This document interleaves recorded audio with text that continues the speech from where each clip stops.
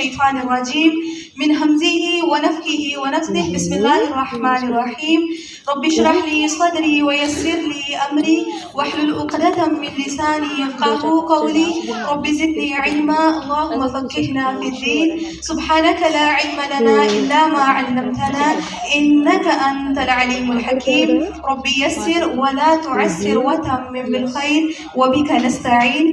سورہ لہب ایک سورت ہے جس کا دوسرا نام سورہ المسد بھی ہے۔ اس کا شان نزول میں پتہ چلتا ہے کہ جب نبی صلی اللہ علیہ وسلم کو اللہ تعالیٰ نے حکم دیا تھا کہ وہ انذر عشیرتک الاقربین کہ اپنے قریبی رشتہ داروں کو ڈرائیے، تو نبی صلی اللہ علیہ وسلم اپنے قریبی رشتہ داروں کو ڈرانے کے لیے، دین کی دعوت دینے کے لیے صفا پہاڑی پر چڑھ گئے تھے اور چڑھ کر فرمایا تھا یا صباحا یا صباحا۔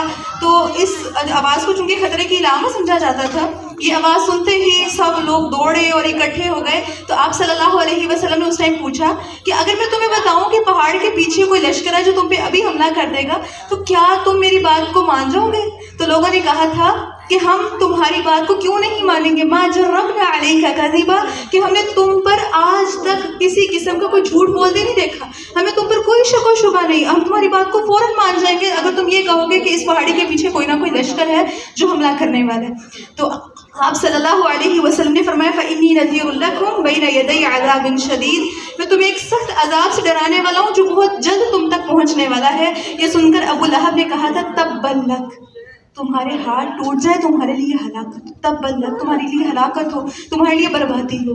اس بندے نے، ابو لہب نے جو کلمات نبی صلی اللہ علیہ وسلم کے بارے میں فرمائے، اللہ رب العالمین نے قرآن کی آیتیں بنا کر نازل فرما دی اور اس کے حق میں اس کا نام لے کر بد دعا کر دی۔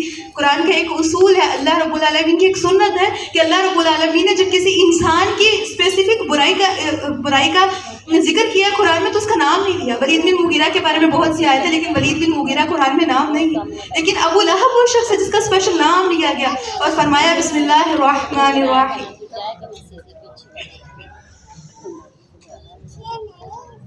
ابی لہب وتب، کہ دونوں ہاتھ ٹوٹ جائیں ابو لہب کی اور وہ برباد ہو جائے اور وہ ہلاک ہو جائے۔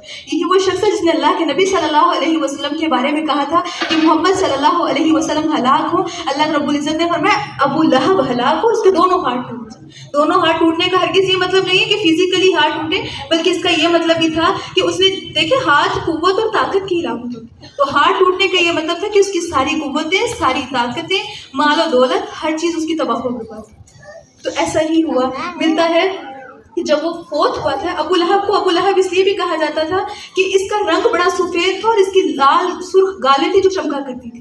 تو اللہ رب العالمین نے فرمایا وہی ابو لہب جس کا چہرہ چمکتا دمکتا، جو ہماری بھی پرائورٹی ہے، ہماری آج پرائورٹی ہے، ہم شکل و صورت دیکھ کر اگلے بندے کو جانچ لیتے ہیں، پرکھ لیتے ہیں کہ اگر اس کی شکل سفید ہے، رنگ لال ہے تو مطلب یہ بندہ جنتی بھی ہو سکتا ہے، اسی کو فالو کیا جائے اور ہم کامیاب ہیں، حالانکہ یہ اصل کامیابی نہیں ہے۔ اللہ رب العالمین نے فرمایا ما اغنى عنه ماله وما كسب، جب وہ بندہ دنیا سے چلا گیا تو اس کا نہ مال کام آیا اور نہ ہی اس کی اولاد اس کے کام آئی، اس کی خوبصورت شکل و صورت، اس کا مال اور اس کی اولاد، کوئی چیز اس کے کام نہیں آ سکی۔ حدیث میں پتہ چلتا ہے کہ جب یہ بندہ جنگ بدر کے چند دنوں بعد بیماری میں مبتلا ہوا تو اس نے جنگ بدر میں خود نہیں گیا تھا، ایک بندے نے اس کا قرض دینا تھا کچھ دینار، تو اس نے اس کو مقروض کو اپنی جگہ پہ جنگ بدر میں بھیجا تھا کیونکہ اس کے پاس مال بہت وافر تھا، تو اس نے اپنی جگہ پہ اس بندے کو میدان بدر میں بھیجا تھا اور خود نہیں گیا تھا یہ سوچ کے کہ اگر میں گیا تو مارا جاؤں گا، لیکن چند دنوں بعد اس کی موت ہوئی اور طاعون کی وبا سے ہوئی تھی۔ یہ اصل میں گلٹی سے نکلتی ہے جو بعد میں پھٹ جاتی ہے۔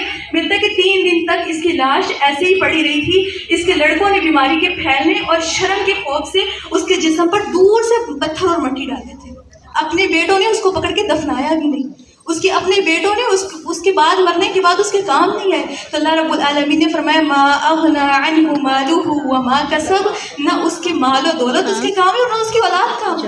دیکھیں آج یہی 2 چیزیں نا جس کی خاطر ہم اپنی جان لگاتے ہیں، ہم ساری دن لگاتے ہیں، دن جب رات کو بستر پہ سونے کے لیے لیٹتے ہیں تو آپ کو جائزہ لیتے ہوں گے کہ پورا دن جو لگایا وہ کس لیے لگایا تھا، مال کمانے کی خاطر یا اولاد کو پالنے کی خاطر؟ تو اللہ تعالیٰ نے فرمایا ما اغنى عنه ماله وما كسب، نہ کمایا وہ مال اس کے کام آیا اور نہ ہی اس کی اولاد اس کے کام آئی۔ اور فرمایا سیصلی نارا ذات لہب، وہ ضرور بھڑکتی ہوئی آگ میں داخل ہوگا. اور فرمایا وامرأتہ حمالۃ الحطب، اور اس کی بیوی جو لکڑیاں ڈھونے والی ہے، فرمایا فی جیدہا حبل من مسد، اس کی گردن میں چھال کی بٹی ہوئی رسی ہوگی.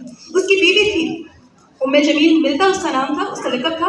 وہ کیا کیا کرتی تھی، وہ بڑا تعاون کیا کرتی تھی اپنے شوہر کے ساتھ، بہت زیادہ کمپرومائز کرتی تھی اس کے ساتھ. لیکن اللہ رب العالمین نے فرمایا کل کو جہنم کی آگ میں ابو لہب جلے گا اور اس کی بیوی لکڑیاں لا کے جہنم کی آگ میں اڑ ڈالے گی اور ان کو بھڑکائے گی.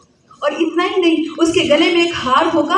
اللہ تعالیٰ نے فرمایا فی جیدہا حبل من مسد، مونج کی بٹی ہوئی رسی ہوگی اس کے گلے میں. کیونکہ ملتا ہے کہ اس کے گلے میں ایک ہار تھا جس کو وہ کہا کرتی تھی کہ میں اس ہار کو بیچ کر اللہ کے نبی صلی اللہ علیہ وسلم کی مخالفت میں لگاؤں گی، میں خرچ کروں گی. اور یہی وہ عورت تھی جو صبح جایا کرتی تھی، رات کے اندھیرے میں جایا کرتی تھی اور کانٹے اکٹھے کر کے لا کے نبی صلی اللہ علیہ وسلم کے دروازے کے آگے نبی صلی اللہ علیہ وسلم کے راستہ میں بچھایا کرتی تھی کہ نبی صلی اللہ علیہ وسلم جب یہاں سے گزریں گے تو ان کے چبھیں گے، یا نبی صلی اللہ علیہ وسلم کے گھر والے جب گزریں گے تو ان کے چبھیں گے. اور اس میں بڑا فخر محسوس کرتی تھی. تو اللہ رب العزت نے فرما دیا کل قیامت کے دن وہ لکڑیاں ڈھونے والی ہوگی، لیکن کس کے لیے؟ جہنم کی آگ کے. اور اس کے گلے میں ہار کی بجائے اس کے گلے میں کیا ہوگا؟ مونج کی رسی. تو اس سے پتہ کیا چلتا ہے کہ اصل پرائورٹیز جو ہم نے سیٹ کر لی ہیں وہ اصل پرائورٹی نہیں ہے. اللہ کی نظر میں کامیاب کون ہے؟ اللہ رب العزت نے فرمایا فَمَنْ زُحْزِحَ عَنِ النَّارِ وَأُدْخِلَ الْجَنَّةَ فَقَدْ فَازَ، جو جہنم کی آگ سے بچ گیا اور جنت میں داخل ہو گیا، اصل بندہ کامیاب ہو. اللہ تعالیٰ سے دعا ہے کہ اللہ رب العالمین ہمیں ایسی کامیابی عطا کرے. دنیا میں کامیابی ممکن نہیں ہے. دنیا میں ہر کامیابی کے بعد ایک نیا دروازہ بند ہوتا ہے، ہر کامیابی کے بعد ایک نئی کامیابی کھڑی انتظار کر رہی ہے. لیکن آخرت میں جس کو جنت مل گئی، اصل کامیابی اس کو مل گئی. اللہ